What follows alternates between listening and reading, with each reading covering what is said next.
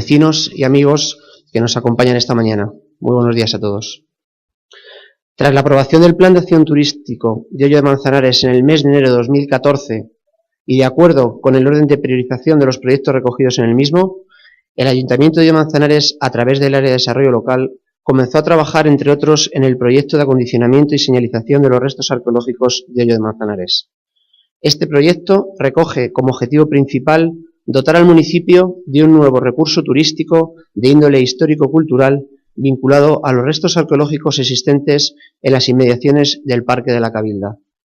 A pesar de estar en el inicio de este proceso, podemos decir, ya que los resultados obtenidos hasta el momento han superado con creces nuestras primeras expectativas, y no solo en lo referente a los resultados científicos de la excavación que expondrá Charo en esta conferencia y que nos permiten ahondar en el conocimiento de los orígenes de nuestra localidad, del medio de vida de nuestros vecinos primitivos y poner en valor nuestro patrimonio histórico, sino también desde una perspectiva social, permitiendo a los propios vecinos y voluntarios ser partícipes de la puesta en valor de este patrimonio. Queremos aprovechar la ocasión para felicitar a estos voluntarios por su entrega, su dedicación y por el excelente trabajo realizado. Como decía, estamos en el inicio de un proyecto al que esperamos poder dar continuidad por tratarse de una iniciativa que conecta con el pasado de nuestra localidad, pero también con el futuro, si logramos hacer de ello un recurso turístico capaz de atraer visitantes a Hoyo de Manzanares. Para ello es necesario avanzar con unas líneas claras de actuación, dentro de una cuidada planificación que cuente siempre con el asesoramiento de los expertos, tanto del equipo técnico de arqueólogos de la Asociación Equipo A de Arqueología como de la Dirección General de Patrimonio. Esa es la voluntad del Ayuntamiento. Por ello, se ha comenzado a trabajar ya en la elaboración de un plan director y en el proyecto de excavación para la campaña del verano que viene, 2015. Finalizada esta segunda prospección, el siguiente paso que nos asesoran los responsables de Equipo A es la musealización de todo lo excavado para ponerlo en valor y que pueda ser visto por vecinos y visitantes. Miguel Ángel, jefe de área de la Dirección General de Patrimonio. Vecinos, permítame finalizar mi intervención pidiéndote que transmitas a Fernando Gonzalo Carrión, director general, mi agradecimiento, que es el de todos los oyenses, por su apoyo en este importante proyecto para Hoyo de Manzanares. Muchísimas gracias.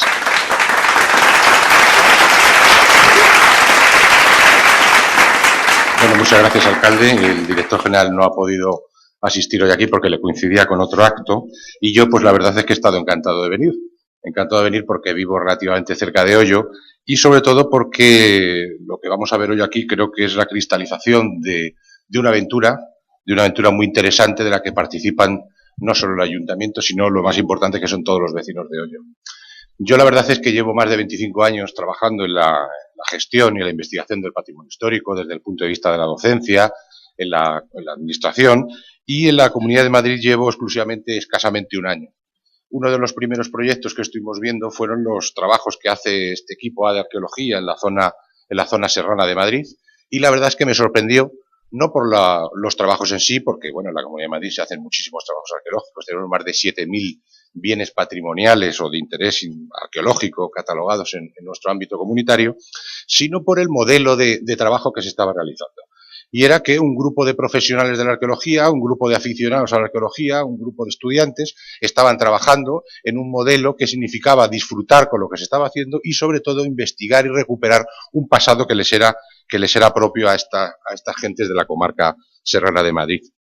Cuando se suscitó el asunto, el proyecto de la Cabilda, me pareció interesantísimo que una entidad municipal, algo que no suele ser muy habitual, participara y apoyara este tipo de eventos, sobre todo este tipo de trabajos y de investigaciones, que a priori muchos ciudadanos o políticos entienden que no tiene una repercusión directa sobre los ciudadanos, ¿no? Pero es algo que es muy importante que los ayuntamientos y los ciudadanos recuperen y conozcan su propia historia. En este sentido, yo creo que el proyecto de Hoyo de Manzanares, el proyecto de la Cabilda, tiene un doble interés. Por una parte, la participación de los ciudadanos de cualquier naturaleza, no hace falta tener una formación académica, ni mucho menos, lo único que hace falta tener es muchas ganas de trabajar y de colaborar y de conocer la propia historia del municipio. Y en ese sentido yo creo que tiene una dimensión socializadora, ¿no?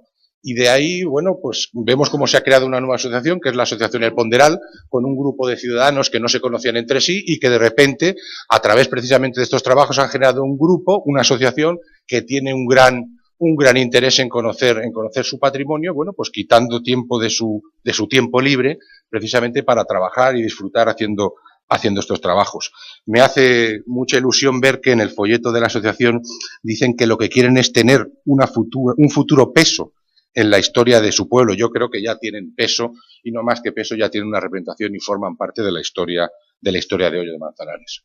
Luego, por otra parte, además de esta dimensión socializadora y de generación de grupo, creo que tiene una dimensión educativa muy importante, porque las personas que han trabajado en estas investigaciones eran completamente ajenas al mundo de la arqueología y del patrimonio, y no hay mejor manera de conocer y, sobre todo, de proteger el patrimonio, no solo de Hoyo, sino el patrimonio que nos pertenece a todos los españoles, que participar en la investigación, en el trabajo, en la restauración de los bienes que forman este patrimonio. Las leyes están muy bien para proteger y para regular qué se puede hacer con las cosas, pero la mejor manera de protegerlas es contribuir a la difusión y a que los ciudadanos formen parte de ese trabajo de gestión y de estudio del patrimonio. Creo que el modelo, como digo, de Hoyo es muy paradigmático, y en este sentido yo es algo que estoy difundiendo, y ya se lo digo al alcalde, por toda la Comunidad de Madrid. Hace unas semanas estuvimos en Guadarrama. El Ayuntamiento de Guadarrama quiere hacer unos estudios alrededor de la iglesia, y les hablamos de lo que se estaba haciendo en Hoyo, en la Cabilda, y les pareció estupendo. Antes de ayer estuvimos reunidos con el colectivo Salvemos la Casa Campo de Madrid, y les hablamos del mismo producto. Les dijimos que no solo hay que estar en los despachos quejándose de la administración, sino que también hay que participar de ello, hay que mojarse las manos, hay que mancharse y estar en los yacimientos. Es decir, las asociaciones también deben de trabajar, no solo quejarse, que está muy bien, pero también deben participar en el trabajo, y creo que en este caso el modelo es perfecto. Fruto de todo esto, hemos generado un proyecto que ya aventuro aquí, que el alcalde creo que tampoco conoce, y es que este año vamos a generar unas pequeñas cuantías económicas para este tipo de enclaves. Tenemos 4 en este año en la Comunidad de Madrid. Son investigaciones arqueológicas y paleontológicas, Cerro Batallones en Torrejón de Velasco, hay otra excavación paleontológica en Somosaguas, la excavación paleolítica de Aijones en Vicálvaro, y esta de Hoyo de Manzanares, que se trata de investigaciones arqueológicas cuyo interés exclusivamente es el científico, y que la Comunidad de Madrid participará con una pequeña cantidad económica, generando un nuevo producto en el que, de alguna manera, se busque la participación social, generando, pues como decíamos, que participen los estudiantes, los ciudadanos, y generando los días o jornadas de puertas abiertas para que los ciudadanos conozcan de primera mano ese patrimonio.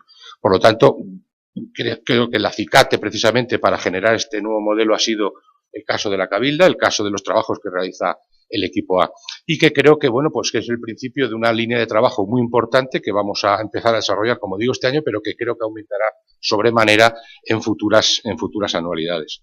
Y nada más que decirles que gracias al Ayuntamiento por invitarnos a esto, pero creo que sobre todo hay que darle las gracias a ustedes por estar ahí y por ser conscientes de la importancia que tiene el patrimonio para todos nosotros. Muchas gracias.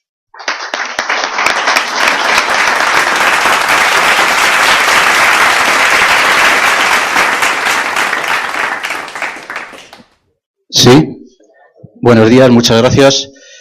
Yo pediría tanto al señor alcalde como a Miguel Ángel García Valero que tuviera un poquito más de consideración conmigo, porque tengo el azúcar un poquito alto y mi abuelo decía que a nadie la amarga un dulce, y estas palabras de elogio, por la verdad es que son una gran satisfacción. Seguro que me ha subido un poquito el azúcar y eso, bueno, pues es de lamentar. Muchísimas gracias por este saludo, por estas palabras que son palabras que transmitiremos al equipo, a la asociación cultural, el equipo de arqueología. Una asociación que nació hace muy poco tiempo, precisamente para combatir la crisis desde el punto de vista científico, cultural, haciendo lo que ha valorado Miguel Ángel y el señor alcalde, que es la arqueología de público. La arqueología de público es algo que es verdaderamente importante, porque la arqueología no es solamente un tema de arqueólogos, lógicamente los arqueólogos tienen sus objetivos científicos y tienen su responsabilidad, su método y demás, pero desde luego algo importante si queremos que se conserve, que se proteja, que se difunda, se conozca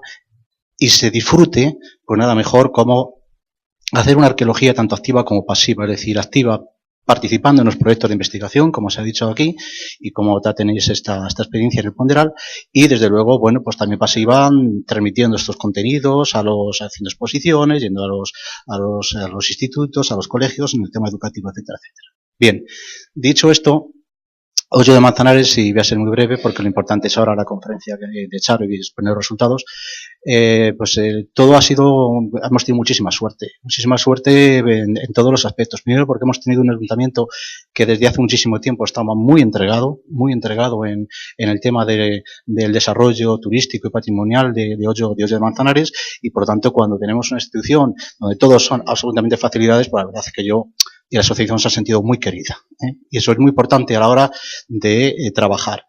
¿Qué voy a decir yo de la Dirección General del Patrimonio? Miguel Ángel, llevas un año en la Dirección General y te puedo decir una cosa, tienes unos grandes técnicos, ya lo sabrás, ¿no? En un año da mucho de sí. Técnicos que además se han mojado en muchísimas ocasiones y cuando al menos hemos tenido un problema, ellos han paralizado, ellos han dado la cara y siempre han estado ahí. Por lo tanto, yo quiero que les transmitas también a ellos que son una parte importante para que estos trabajos pues salgan adelante y desde luego se vea esta sala como está. Eso es muy importante también. Esos técnicos que no se ven, que están en los despachos, que hacen papeles, pero que hacen una gran labor. Yo quiero recalcar ese tema. Y hablando de técnicos, hay aquí técnicos importantes en Hoyo de Manzanares, porque esos técnicos han hecho una labor extraordinaria de gestión, de administración, que cuando hemos tenido un problema rápidamente están ahí, con correos continuos, y bueno, pues algunas de esas personas están hoy aquí haciendo fotos, y la verdad es que también hay que agradecerlo. Y bueno, ¿qué voy a decir?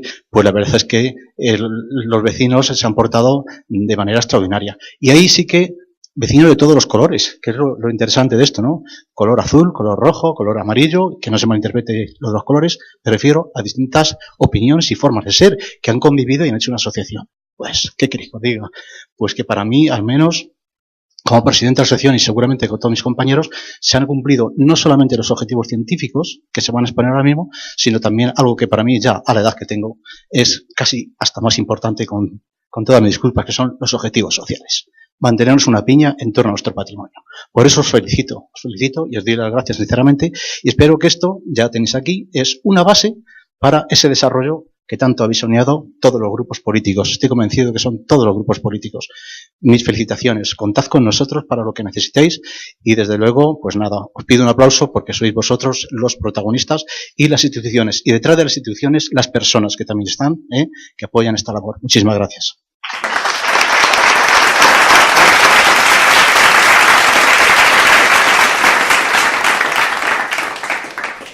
Bueno, creo que me toca.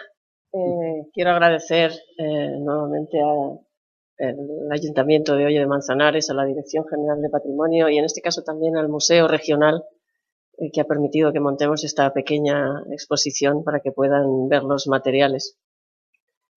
Como bien dicen, detrás de las instituciones están las personas y son muchas a las que tenemos que agradecer su colaboración para que hoy estemos reunidos hoy aquí en torno a un proyecto que podía parecer un poco loco de trabajar con gente inexperta en yacimientos arqueológicos para recuperar la historia. Planteamos en la conferencia de hoy como en busca de los orígenes de Hoyo de Manzanares y yo quiero aprovechar también dentro de la línea de la didáctica para que intentar transmitir cuál es el trabajo de los arqueólogos, cómo llegamos a explicar la historia pasada a través de los restos. Hasta la fecha, los datos sobre el origen de Hoyo de Manzanares están basados en estudios sobre documentos históricos. El más antiguo conservado habla de una zona poblada en el siglo XIII, cuando se recorre o se reconoce el Real de Manzanares por orden del rey Sancho IV. En este caso se dice que la zona poblada se llama el Colmenar del Follo. Este sería el primer dato que tenemos sobre gente viviendo al pie de la Sierra del Cerrejón o de la Sierra de Hoyo. Avanzando en la historia, un siglo después, es el rey Alfonso XI el que en el libro de la Montería, en una de las descripciones de las cacerías que hace, vuelve a hablar de la Sierra del Hoyo y de gente ocupando este espacio.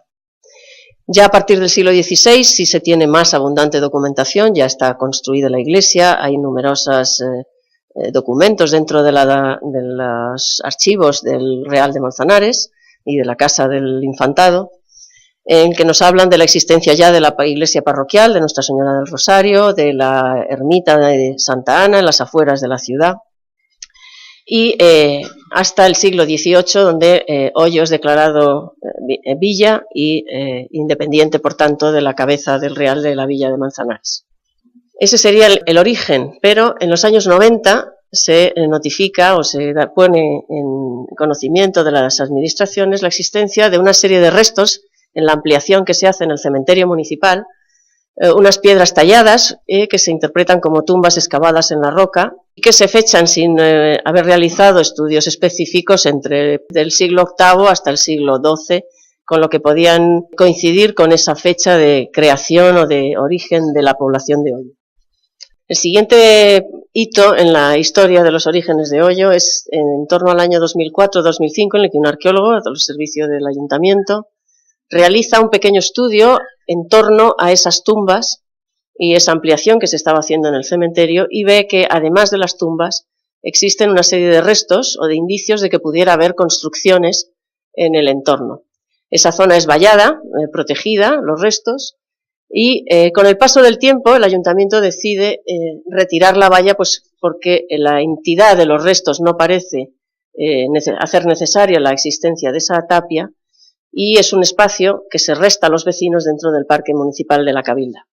Se pone en contacto con el equipo A de arqueología y realizamos una de las fases de la investigación arqueológica, que es una prospección, que consiste en básicamente en patearse el espacio, buscando esas pistas, esos indicios de posibles restos materiales de otros momentos históricos. Gracias a eso, después de este trabajo de prospección, nos permitió levantar este plano de ya no una estructura asociada a 4 tumbas o a 3 tumbas que se conocían en ese momento, sino una verdadera aldea, un pequeño pueblo, en el que vimos, en este caso los arqueólogos no tenemos rayos X en los ojos, los restos se ven si tienes formación, experiencia y muchas horas de trabajo. Pueden ver en las diapositivas cómo las piedras excuadradas, con formas cuadradas o rectangulares, colocadas en ángulo recto, nos indican que allí son las ruinas de construcciones. Planteamos este resultado al ayuntamiento tras la finalización del trabajo. Hace poco más de un año presentamos en esta misma sala los resultados de esa prospección, y por los materiales podíamos incluso pensar que son muy pocos en esta fase del trabajo, porque no están en superficie, no se hacen excavaciones. Podíamos incluso pensar que podíamos remontar un poquito más el origen de Hoyo, porque había cerámicas y restos de tejas muy similares a los que conocíamos por trabajos realizados por el equipo en Colmenar Viejo, en los yacimientos de Navalvillar, Navalaíja y Remedios.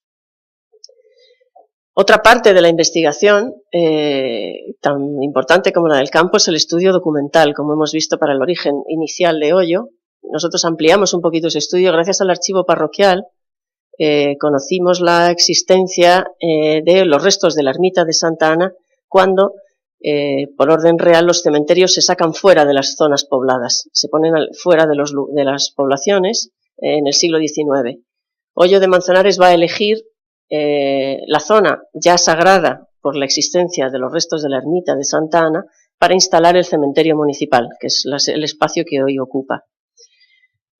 La casita de aperos y que sirve de soporte a las labores de mantenimiento del cementerio, pueden ver en la imagen cómo tiene una línea de muro aquí, una esquina empotrada en el muro y una puerta. Pensamos, como hipótesis, que pueden ser esos restos de la ermita de Santa Ana que se amortizaron, que se reutilizaron para construir esta casilla.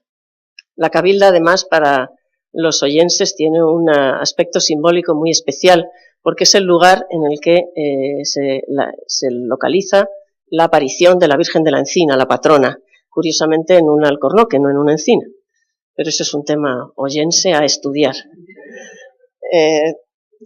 El alcornoque, donde aparece, es un sitio en el que se sigue celebrando la romería, se sigue tomando la caldereta, es decir, forma parte muy importante para la historia de Hoyo de Manzanares y lo ha sido desde hace muchos siglos.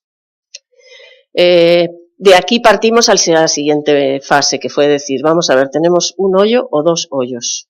Porque teníamos la población de la época moderna, a partir del siglo XVI, ya bien documentada, más esta pequeña aldea con su cementerio y posiblemente con su iglesia. Podíamos pensar que podíamos estar delante de los restos del colmenar, del follo del siglo XII-XIII, y podía ser interesante comprobar estos datos. Se plantea el proyecto y elegimos dentro del suelo municipal las dos estructuras que habíamos visto, porque el resto del yacimiento se desarrolla en la finca de al lado, en su mayor parte, que es de propiedad particular. Elegimos esos restos y el resultado de tener un montón de piedras y cubiertas por hierba a el resultado final fue realmente espectacular. Ni nosotros mismos esperábamos haber obtenido los resultados que ahora veremos. Para que entiendan un poco el proceso de documentación en arqueología, nosotros lo que hacemos es revertir el proceso de destrucción de las estructuras de las casas. Cuando una casa se abandona, lo primero que se empieza a deteriorar y a perjudicar es el tejado. En esta época estamos hablando de estructuras de madera, de vigas, sobre las que apoyan la cubierta, que puede ser vegetal o de tejas.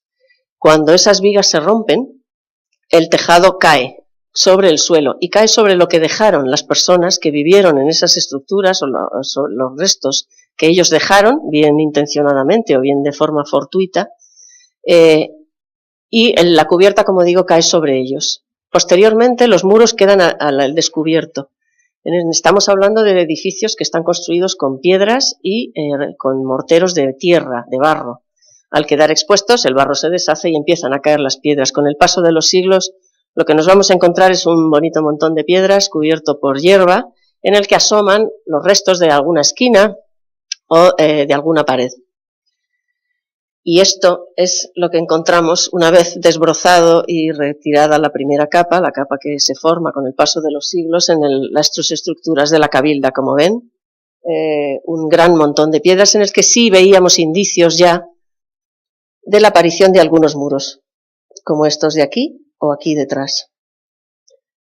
Una vez retiradas esas piedras, que sería esa capa de destrucción de los muros, lo que nos encontramos fue el tejado. Lo primero que cayó.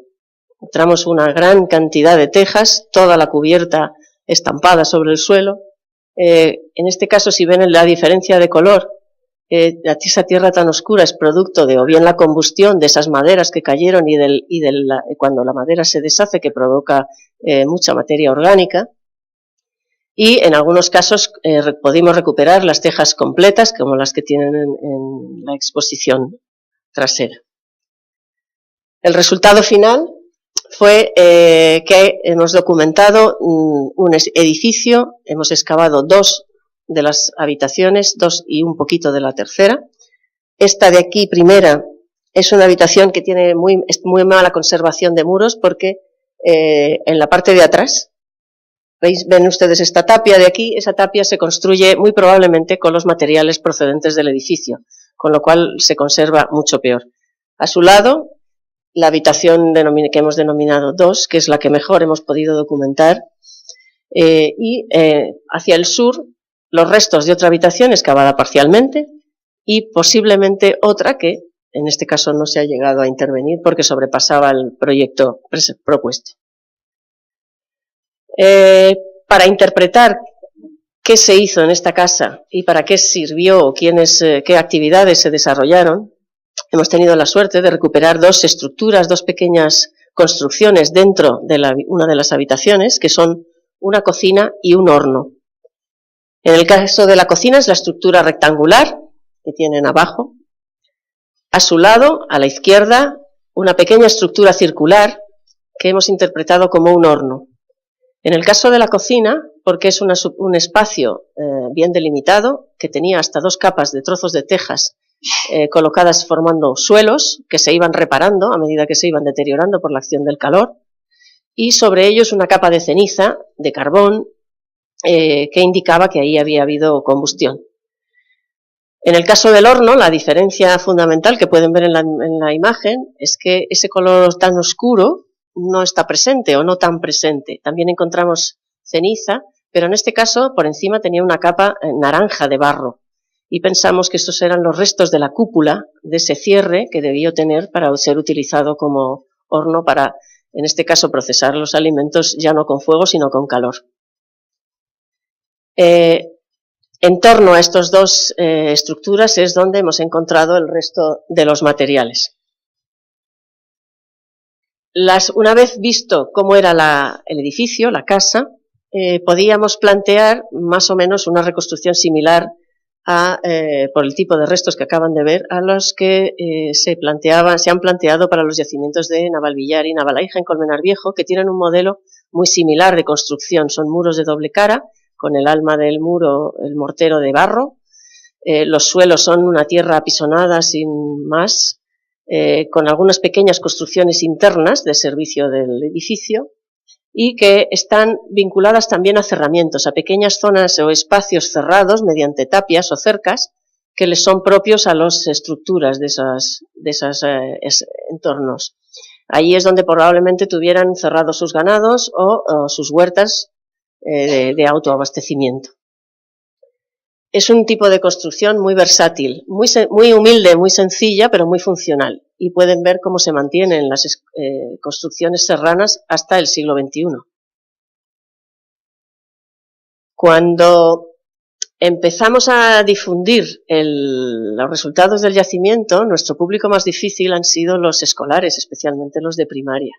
Y para transmitir cómo los arqueólogos llegamos a plantear que el origen de Hoyo es más antiguo de lo que se pensaba o de lo que está bien demostrado por los documentos, es invitarles a pensar en qué piensan cuando encuentran una colilla. Pues y contestaban, pues alguien que la ha tirado, algún guarro, habrán fumado. Decían, bien, ¿y si además de una colilla encontramos un paquete de tabaco? Y al lado del paquete de tabaco, un cenicero. Entonces, los resultados es que yo, en una casa muy antigua en la que yo no he visto a las personas que vivían ahí, yo puedo pensar, aunque no lo haya visto, que allí efectivamente han fumado. Pero ya no solamente que han fumado, sino que para que esos restos aparezcan en esa zona, alguien tiene que haber cultivado la planta del tabaco. Alguien tiene que haber procesado y elaborado los cigarrillos. Y si he sido yo los he empaquetado, pero si no, alguien tiene que haber hecho los paquetes y tiene que haber un sistema de intercambio o de comercio en el que yo pueda hacerme con ese paquete de tabaco. Pasa lo mismo en el caso del cenicero. Tengo que pensar en que alguien procesó esa materia prima, en este caso vidrio, y alguien realizó ese cenicero y yo pude comprarlo en algún sitio. Con lo cual ya no solamente habían fumado, sino que podíamos trascender esa actividad primaria y ver más actividades gracias a, en este caso, 3 objetos, una colilla, un paquete de tabaco y un cenicero. Voy a abusar de los ceniceros para explicar cómo, dependiendo de la materia en la que están hechos, de la tecnología con que está hecho, de la forma que tiene y de la decoración con la que se remata, yo puedo saber a qué época pertenece. Yo no pondría en el mismo momento histórico el primer cenicero, ni el segundo, ni el tercero, incluso en siglos diferentes. No solamente fechas, sino también usos. Estos 2 ceniceros, que sirven para lo mismo, yo no los encontraría en el mismo espacio. El superior es un cenicero decorativo, que es muy probable encontrarlo en ambientes domésticos, en el salón de cualquier casa. Mientras que el de abajo, que es un cenicero vinculado a una actividad comercial, en este caso la hostelería, sería más lógico encontrarlo en un bar, en un restaurante o en cualquier otro, pero no en una casa, salvo que el propietario tuviera un bar además. También hay ciertas cosas que no podemos llegar a saber. Y finalmente, algunas piezas incluso nos hablan de quiénes son, como en este caso el cenicero de la Asociación Deportiva Tarancón, y de dónde son y dónde se han hecho, como es el caso del Recuerdo de Toledo. Es decir, a través de los materiales, los arqueólogos realizamos interpretaciones que no son gratuitas. son a veces mejor o peor argumentadas o más o menos afortunadas, pero están basadas en el proceso de investigación de tanto los restos como de los materiales. Nuestros materiales van a ser la cerámica, las tejas, las piedras, lo que se conserva con el paso de los siglos, y fundamentalmente la cerámica. La cerámica de la Cabilda ha sido una de las piezas más importantes a la hora de poder fechar el yacimiento. Estas son algunas. Hemos podido recuperar un conjunto de vajilla que incluye ollas, que incluye cántaros, grandes contenedores como o tinajas u orzas, platos o fuentes. Y como hablábamos antes del tema decorativo, en algunas piezas aparecen estas ondas, como estas de aquí o aquí, que es un motivo decorativo que ya conocíamos por otros yacimientos. Es un motivo muy habitual en el mundo de la antigüedad tardía, en el mundo visigodo, entre el mundo romano y el mundo musulmán, que unido a otras características de la cerámica como su forma, las asociaciones de formas, la técnica con la que están realizadas, nos ha llevado a plantear y a retrasar, en este caso, el origen de Hoyo de Manzanares en 5 siglos. Hemos conocido también que en esta estructura, en este edificio y en el entorno, encontramos 3 molinos y parte de un cuarto, que pueden también ver en la exposición. Son 2 piedras soleras, estas 2 de aquí, que son las que estarían en la parte baja del molino. Por encima una piedra volandera, que es esta de aquí, ven que es diferente, está hueca, mientras la otra es maciza, y es porque por esta perforación se introducía el grano a moler. Mediante un palo insertado en una perforación que tendría esta pieza, se hace girar el molino para que el grano, pasando entre las 2 piedras, convierta en harina. Aquí, gracias a estos 3 elementos, hemos podido reconstruir una actividad que es la molienda, pero además nos informa de la recolección de frutos, en este caso probablemente bellotas, que es una planta muy frecuente en el entorno, y plantear la posibilidad de que hubiera un pequeño cultivo de cereales. ¿Cuáles cereales? Eso sería la siguiente fase, un estudio de los sedimentos para ver qué tipos de polen hay en esa habitación y intentar saber qué tipo de cereal fue el que molieron, si es que molieron cereales. Luego también hemos encontrado piezas que nos han descolocado, como el caso del ponderal, que ha dado nombre a la asociación. Un ponderal es una pesa, es un elemento de intercambio comercial y además oficial. Esto no lo tiene nadie en su casa más que gente que tiene una cierta relación con la garantía del intercambio de materiales. Es una pieza de origen romano que se mantiene en uso hasta épocas casi medievales y apareció junto al hogar. Tiene una pequeña perforación arriba que pensamos que pueda ser para suspender esa pieza en algún tipo de sistema de pesos, aunque ha habido también propuestas de que el comerciante fuera un poco vivo y hubiera quitado algo de peso mediante esa perforación para la hora de ganar. Algo que creo que seguimos haciendo en muchos casos. Otras piezas han sido también muy entrañables y son muy humildes. Esta tan rica como es la pieza, el ponderal estaba al lado de un humilde canto de río, de granito, absolutamente machacado porque ha sido expuesto numerosas veces a un gran calor. Estaba junto con las vasijas, cerca de las estructuras de la cocina y el horno, y pensamos que esta pieza se ha utilizado para calentar los líquidos dentro de las ollas.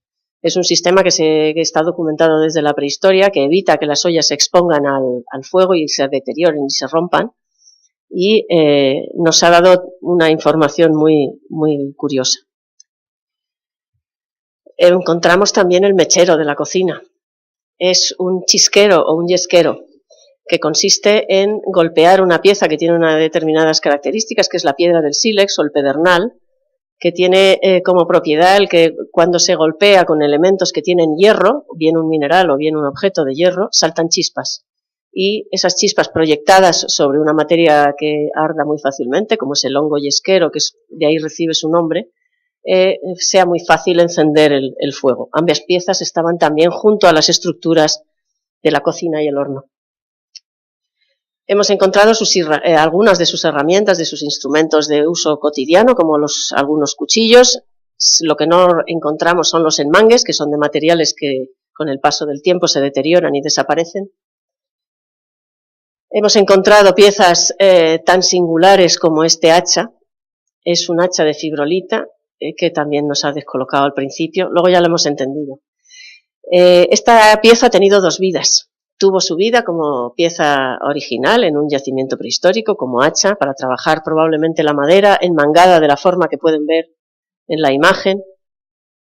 Pero nosotros la encontramos escondida entre las piedras de la cocina y del hogar y del horno.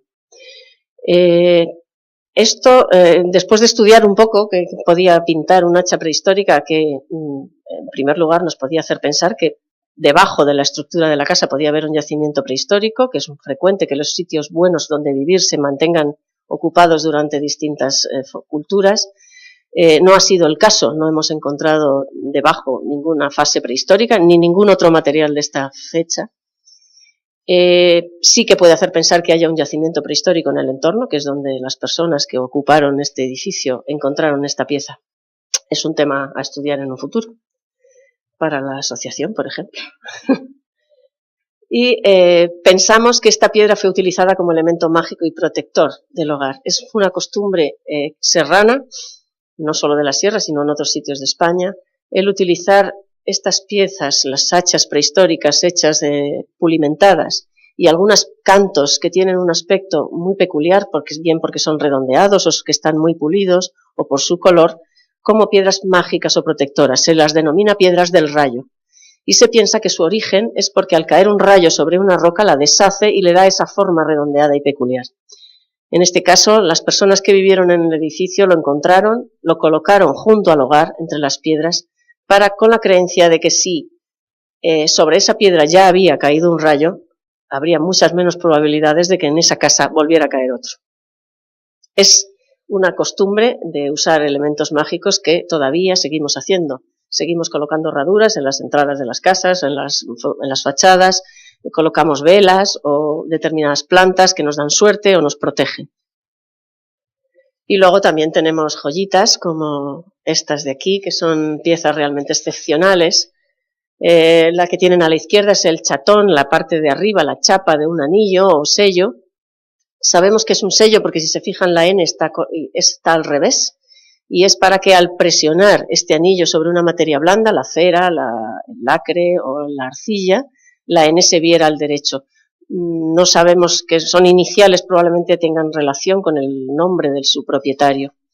Esta pieza es también un poco singular porque, así como el ponderal es un elemento oficial, también la capacidad de sellar y de autentificar la propiedad de las cosas mediante el sello o la firma está reservada a las élites religiosas, las élites políticas o las élites económicas.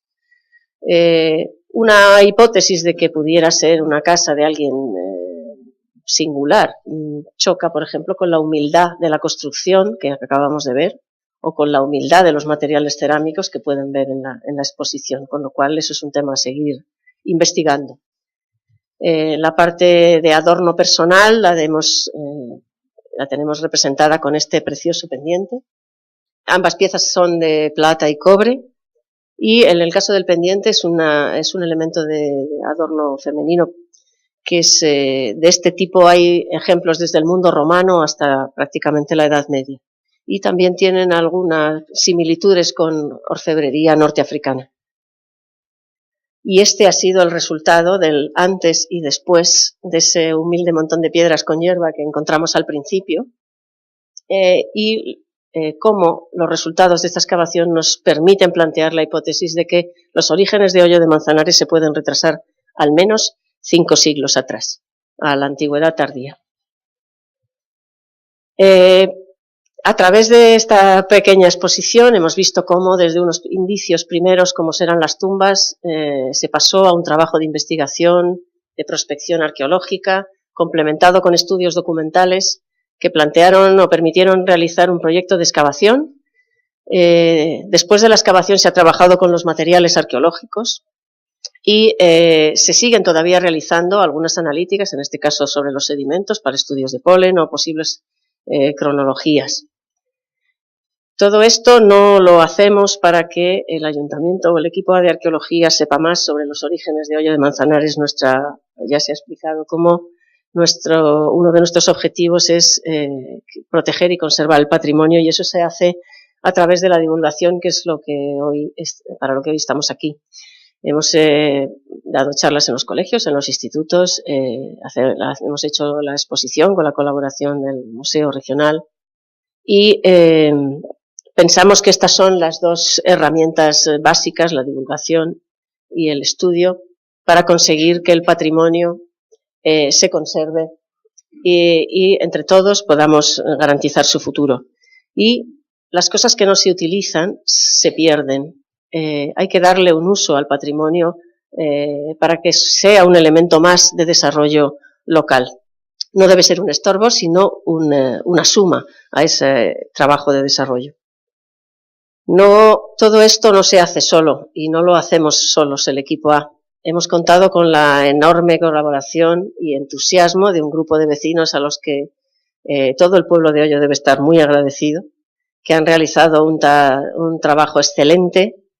En muchos casos hemos sido nosotros los que hemos aprendido de ellos y no quiero dejar pasar la ocasión de rendirles un homenaje en esta ocasión, que no es solo del equipo A, sino creo debería ser de todos los vecinos de Hoyo.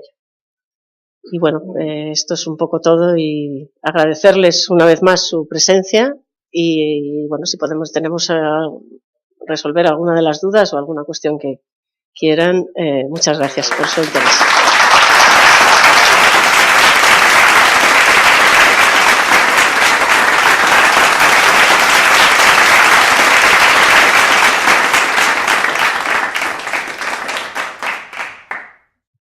Bueno, Charo, muchísimas gracias por esta maravillosa exposición que sin duda nos acerca a los orígenes de Hoyo de Manzanares.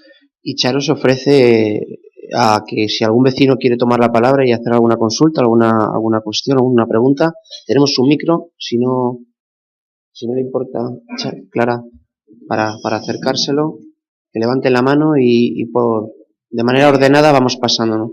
Gracias.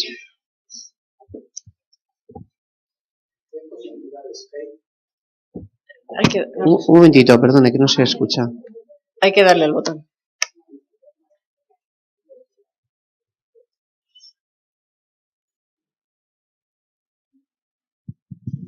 Perdón.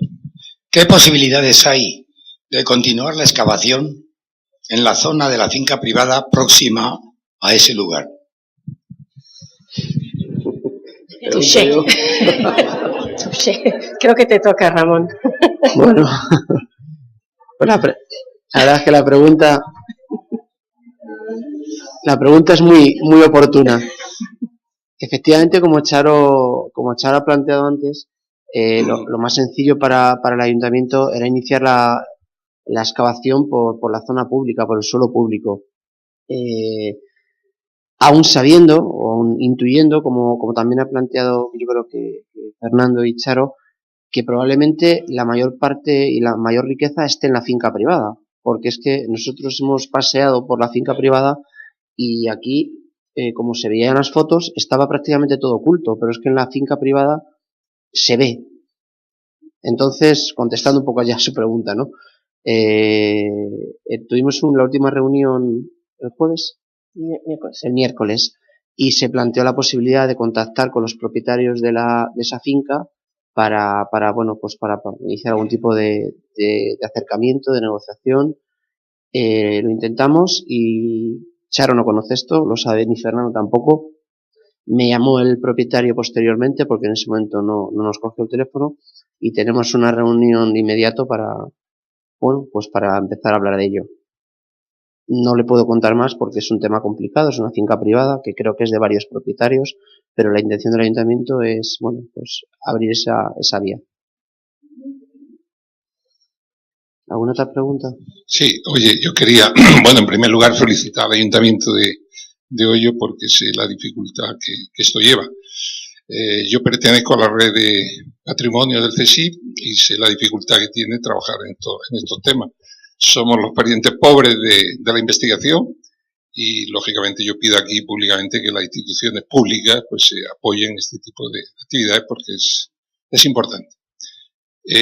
Quería comentaros la cerámica que aparece ahí, porque yo trabajo en el campo de la cerámica y del vidrio. ¿Habéis hecho algún mineralógico para saber correlacionar con las materias primas? Si pensáis que viene de fuera esa cerámica, que está fabricada aquí, o... La cerámica es lo que estamos viendo de esa época es que en general las producciones son locales o comarcales. Son cerámicas que tienen una tecnología de fabricación muy sencilla, muy tosca. Sí que hay alguna un poquito más elaborada, pero los barros probablemente sean de la zona, en una zona en la que no hay demasiada... pero es que no conocemos ningún horno de esta época en el entorno. Sí los hay en la zona sur de Madrid, pero no en el entorno serrano. Porque observo ahí distintas coloraciones, con lo cual indica que temperatura de cocción son muy distintas ahí.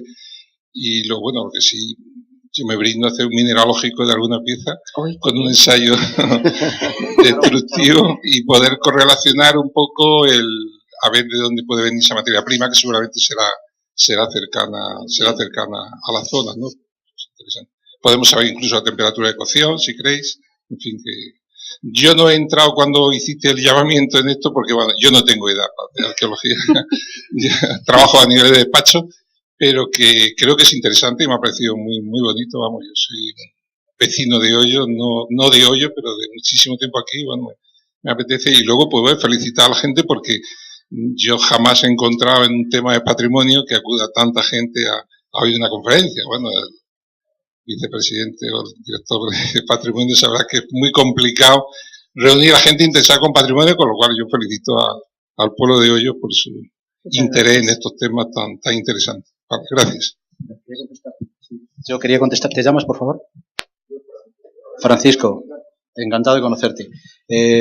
También felicidades y felicitar y agradecer al CSIC porque ellos hace poco colaboran con nosotros en las dos vertientes, también en cerámica y vidrio. Hay dos compañeras que nos están haciendo analíticas, en su momento nos hicieron de escorias y demás, desinteresadamente, con lo cual es una labor muy, muy loable y de agradecer públicamente también a esa institución y decirte que ahora mismo también sobre la Cabilda en concreto y Navalaígena y Navalvillar en Colmenar Viejo están haciendo también altruistamente, gracias a un proyecto de investigación que tienen, pues analíticas de polen, con lo cual quiero aprovechar tu intervención pues para lo mismo que hemos felicitado a otros técnicos de las instituciones, felicitar y agradecer a vosotros, que sé que estáis pasando un mal momento con el tema de investigación y que os necesitamos, pero además promover y apoyaros todo lo que podamos. Y por eso muchas gracias y felicidades.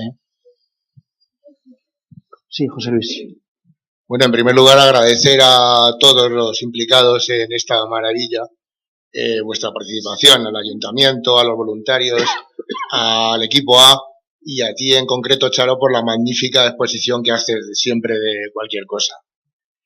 Y luego te quería preguntar, Charo, y aprovechando que tenemos aquí a dos instituciones, si tú consideras que 22 estructuras, que todo lo que se ha encontrado merece la calificación de zona arqueológica protegida.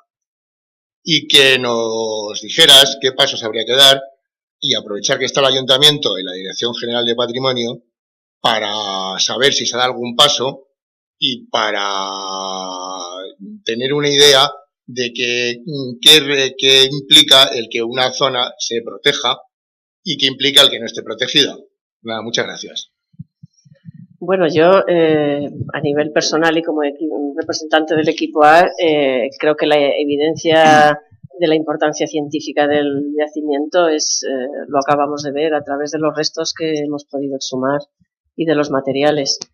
La calificación de zona arqueológica y el grado de protección, eso lo va a marcar la nueva Ley de Patrimonio del año 2013, que marca o establece que los municipios tienen que elaborar un catálogo de bienes y espacios protegidos que debe incluir todos aquellos bienes que ya están recogidos en el inventario de la Dirección General de Patrimonio, y además todos aquellos otros elementos que son importantes para la historia del pueblo, independientemente de que sean arqueológicos o etnográficos, industriales, naturales.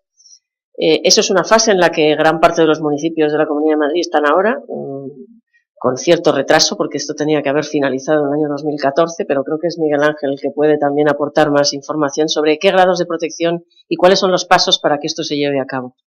Bueno, en este sentido, el yacimiento de la Cabilda ya está protegido en los inventarios de patrimonio de la Comunidad de Madrid. No solo la zona pública, sino la zona privada, porque la legislación española, y las autonómicas tampoco, evidentemente, pueden contemplar o diferenciar entre propiedad privada y propiedad pública a la hora de proteger un bien patrimonial. Las leyes lo que protegen son los bienes, no la titularidad. Es decir, antes hablábamos que cuando se protege el buitre negro, se protegen todos los buitres negros, no los que están solo en las zonas públicas. Bueno, pues en este caso ocurre lo mismo. En el caso de Hoyo de Manzanares, como en el resto de los municipios de Madrid, nosotros tenemos hecho un inventario en virtud de la ley del junio del año 2013, donde se encuentran todos los bienes de carácter inmueble, yacimientos arqueológicos, iglesias de carácter etnográfico, palacios, etcétera, etcétera, y ese inventario implica que todos esos bienes tienen ya un nivel de protección. Pero ese nivel de protección también tiene que ser de carácter urbanístico municipal. Y en este sentido, pues ya les aventuro que me acaba de decir el alcalde que el martes tenemos una reunión en la propia Dirección General porque el Ayuntamiento de Hoyo ya ha iniciado los trámites para incorporar todos estos inventarios que tenemos nosotros sobre el municipio de Hoyo en el planeamiento urbanístico municipal. De tal manera que de esa manera los bienes tendrían una doble protección, tanto la normativa municipal como la propia autonómica de patrimonio histórico. Sí. Buenos días a todos. Yo creo que está, Pepe. ¿Sí? Bueno, perdón.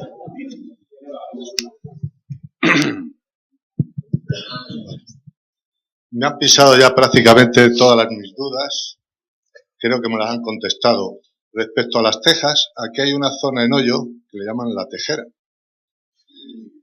Todos los autóctonos de aquí y los que no somos sabemos dónde está.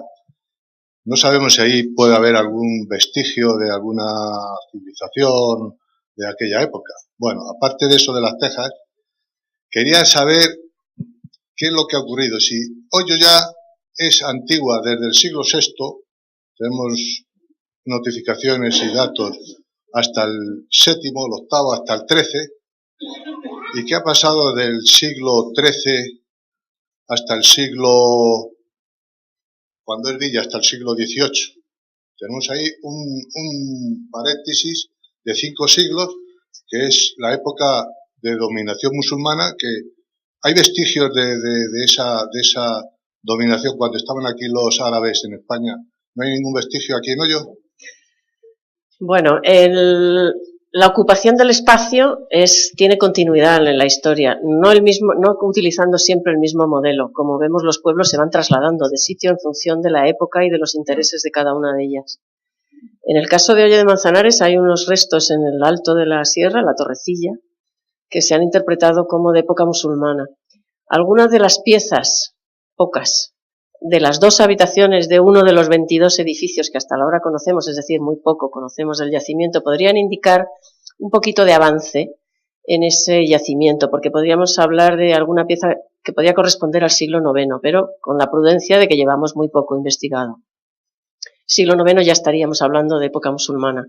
No hemos encontrado ningún elemento cerámico romano que pudiera llevar el yacimiento al siglo VI más que al IX, con lo cual pensamos que estamos en la fase de la antigüedad tardía, pero un poquito avanzada, a falta de nuevos datos, porque también es verdad que tenemos ese ponderal romano tan estupendo que nos podría colocar en el siglo III, después de Cristo.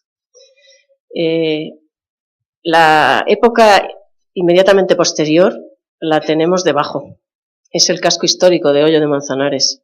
Es donde se funda la parroquia, la iglesia parroquial, en el siglo XV, XVI, ya en época de repoblación segoviana, en el momento en que se crea el Real de Manzanares, con los Mendoza a la cabeza, y esos restos están por excavar debajo del casco histórico de Hoyo.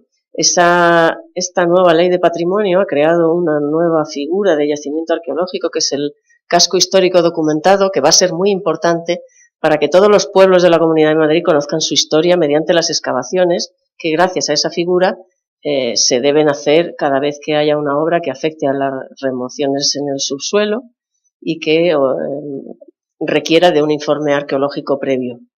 Y podremos ir poniendo piezas en ese puzzle que va a ser la historia de Hoyo poco a poco en esos siglos que los que tenemos menos piezas.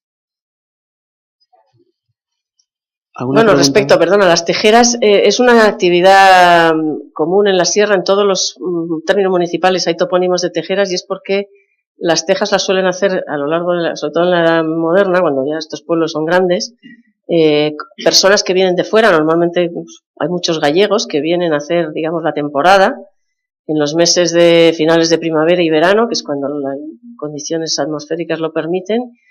Construyen pequeños hornos que son muy funcionales, apenas un agujero en el suelo, fabrican tejas durante una temporada, las venden, una parte las queda el ayuntamiento, toda esa documentación está en los archivos históricos de los pueblos, y vuelven al año siguiente o a los 2 años a volver a hacer otra campaña de tejas. Utilizan el barro de la zona, los barreros, que también habrá un topónimo en la zona que se llame así, o los barreros, relacionado con la arcilla, y esos hornos suelen estar al lado de donde hay esa veta de arcilla. Buenos días. Yo quería preguntar si han podido identificar qué tipo de cereal molían. Por otros yacimientos en la Comunidad de Madrid, sobre todo en la zona sur, que es donde ha habido más analíticas, sabemos que muelen bellota y cereal. El suelo, el entorno geológico en el que estamos no favorece la agricultura, pero sí algunas pequeñas huertas en torno a los cursos de agua o en esos cerramientos cerca de las casas, con un riego un poco, de secano. Con esos estudios de polen que tenemos la fortuna de que el Laboratorio de Arqueobotánica del CSIC colabore con nosotros, podremos saber algo más de cómo es no solamente los productos que utilizan, sino el entorno natural en el que están estos yacimientos. Pero tenemos que esperar a que los científicos hagan su trabajo. Gracias. ¿Alguna pregunta más? Bueno, pues entonces vamos a cerrar el acto agradeciendo a Miguel Ángel, a Fernando y a Charo su presencia, a todos los voluntarios y, por supuesto, a todos ustedes por habernos acompañado en esta magnífica mañana. Muchísimas gracias, que tengan buen día. Gracias.